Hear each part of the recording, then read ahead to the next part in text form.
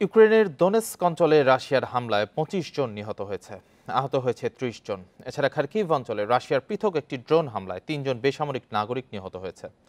শনিবার এক বিবৃতিতে ইউক্রেনের স্বরাষ্ট্র মন্ত্রণালয় জানায়, পূর্বাঞ্চলের দোব্রোপিলিয়া শহরের আবাসিক এলাকাকে লক্ষ্য করে ব্যাপক হামলা চালিয়েছে রুশ বাহিনী। এই ঈদে জামা জুতো অ্যাক্সেসরিজের ডিসকাউন্ট। হামলায় ব্যালিস্টিক ক্ষেপণাস্ত্রের পাশাপাশি বেশ কয়েকটি রকেট ও ড্রোন ব্যবহার করেছে তারা। এতে সেখানকার ৮টি বহুতল ভবন ও ৩০টি যানবাহন ক্ষতিগ্রস্ত হয়েছে। গত কয়েক সপ্তাহ ধরে দোনেৎস্কের এই শহরে হামলা চালাচ্ছে মস্কোর সেনারা।